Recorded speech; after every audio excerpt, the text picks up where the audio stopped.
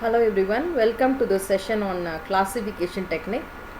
So in this technique we'll discuss what is classification, and also we are going to discuss about uh, k nearest neighbor classification technique algorithm. So first we'll discuss what is classification. So classification is the process of predicting the class of given data points. Classes are sometimes called as targets or labels or categories. A very good example of classification is your Gmail, where automatically the mails are segregated as primary mails, social mails, promotion mails, and forum mails. So how this happens, how the classification algorithm works, or how this technique happens is, so any machine learning algorithm, we know that there are two phases. Phase number one is the training phase, and phase number two is the testing phase. So in the training phase, a bulk of training data is applied to the machine learning algorithm, and the machine is taught that if suppose online courses, a mail comes as online courses, it's a very important mail, put it in the inbox. So Axis Bank alerts, suppose if a mail comes this way, let it be on the promotions. So and also you could see that some IRCTC or some ad related, book my show, put it on promotions. And if forum related mails comes, put it on the forum. So we give the pattern, we say this is how the pattern of a genuine mail will be, this is how the pattern of a spam mail will be, and then we teach the machine initially with those patterns. And once the machine is well trained, so I can also show you some training data. So here is some sample training data which is classified as ham and spam. So the ham message is having some genuine inbox message, okay, some conversation, but the spam, you could see that it has some advertisements. So using such data, initially the machine is trained to classify the data, classify the mails, or classify any application. For any application, initially the machine is trained to classify. And after the training phase is over, the second phase is the testing phase, where we give the test data. For example, a new mail comes. Now the machine is well enough or trained enough to classify the data, and automatically it puts the data to the inbox or promotions of forum. This is how your Gmail smart label work. Apart from your classification techniques, some regression techniques is also used, but the basic concept that is used behind the smart label is the classification technique. So in this lecture also we are going to discuss about the various classification technique, and also how to really prove that the classification is good. So we are going to also discuss about various performance metrics. So coming to the classification, these are the famous classification algorithms: k nearest neighbor, support vector machine, and decision trees, and random tree. So first in this lecture we will discuss about the k nearest neighbor algorithm, where the k nearest neighbor algorithm classifies based on its neighbor, how I am distant from the how I am very close to a neighbor, so let me put myself in his class. This is how they classify it. So for example, let's take this example. There are initially two classes, one is the red circle and the other one is the green square, and now a new test data, a blue star comes in.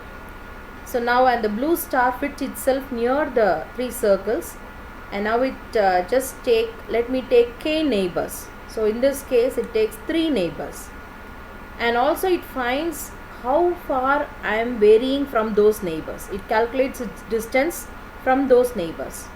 So and to every training data, for example, blue star with this one, blue star with this one, blue star with this one, it calculates the distance, and also it finds that it was very close to this red circles, and then it classifies itself as a red circle. This is how a k nearest neighbor algorithm works. We will also see with an example how actually the KNN algorithm works, and I would like to explain the algorithm for you. And step number one is load the data. This is the initial step for any machine learning algorithm. And step number two is say k, initialize k, whether k is equal to 3 or 4 or 5. By default, if you did not initialize any k, k is taken as 5. Then what happens is calculate the distance between the test data and each row of the training data. So you are going to calculate the distance between the blue star with each training set data that is available. So there are different types of distance, and the very well famous distance calculation that is used is the Euclidean distance. And now what happens is you have to sort it in the ascending order and take the top k. For example, if I say top 5, take the top 5, and among the top 5, what are the classes that happens frequently? So for example, class 1 happens very frequently, then the test data comes under class 1. So let's discuss with one example here. Here is an example data where the customer is there, age is there, income is there, number of credit cards is there, and the class says whether this customer is capable of paying the loans or not. So the class, there are two classes here, yes class and no class. And now a new data set comes in where it has the details of a customer John, and age 37 and income 50k and number of credits card he called is 2. Now we have to classify whether this person will be able to pay the loan or not. We have to really predict whether this person will be able to pay the loan or not. So how do we do that? Is we just calculate the distance of John to all the other customers. So this is how the calculation is done. You could see here John to George, and John to Rachel, and John to Steve, and John to Tom, and John to Anne is done. So after you calculate all the distance, it is sorted. So the first one is 15, and that is yes, and the second one is 15.6, 0.16, that is no, and again 15.74, that is yes. And then comes the 122, which is no, and 152.23, which is no. Now you sort it, and it said that you take the top 3. So if we take the top 3, the first one is the yes, the second one is the no, and the third one is the yes.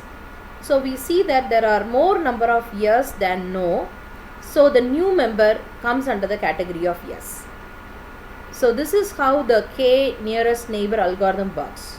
So step number 1 is it just initialize k, it calculates the distance of itself with every training data, and after calculating distance it sort it in ascending order. Then it takes k data, and the most frequently occurred class becomes the class of the test data.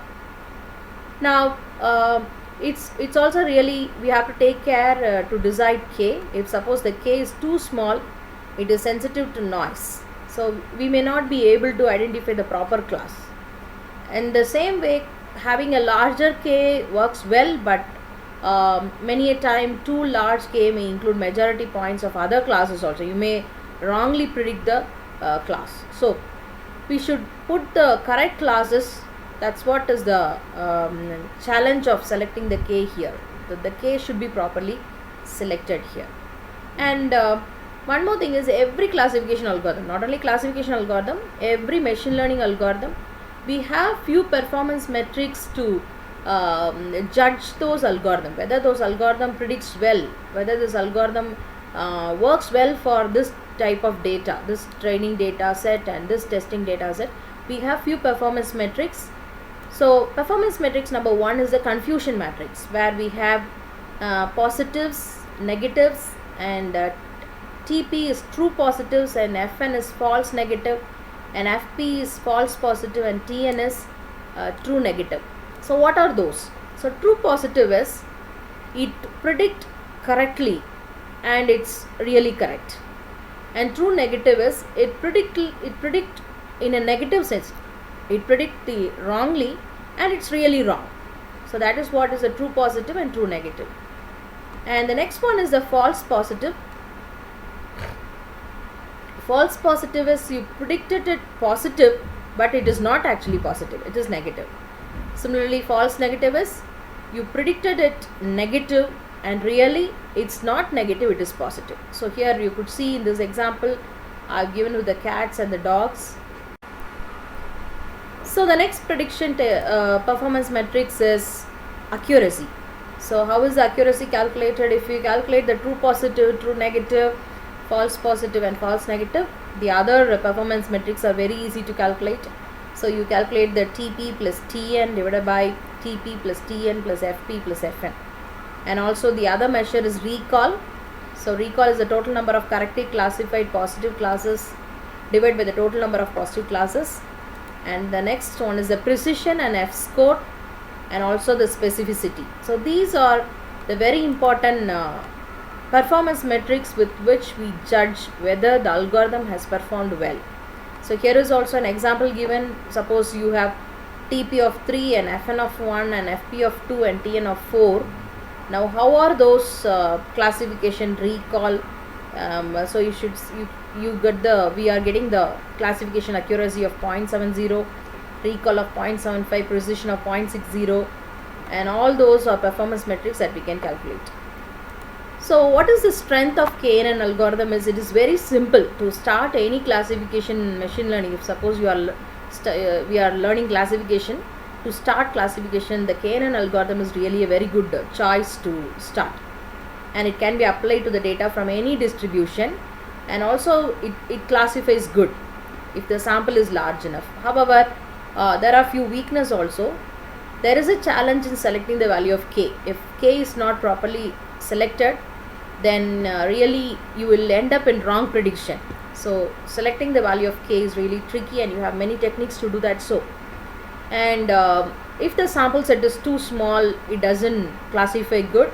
There is also a challenge if your sample size is too small. So it takes more time to classify because your test data it's compared against every other training data. So having a large number of samples really it works good for this KNN algorithm. But if you have a large number of samples, your test data is going to run against all the training data. So this again you have a challenge there in holding the KNN algorithm. These are the few strengths and weaknesses of KNN algorithm. So in this lecture we discuss about what is about classification, and also we discuss that Gmail smart labels is a very good example of classification, and we discussed different algorithms which are there for classification, and also we discussed about the KNN algorithm, and then we discussed about the performance metrics that is used to judge any machine learning algorithms. Thank you.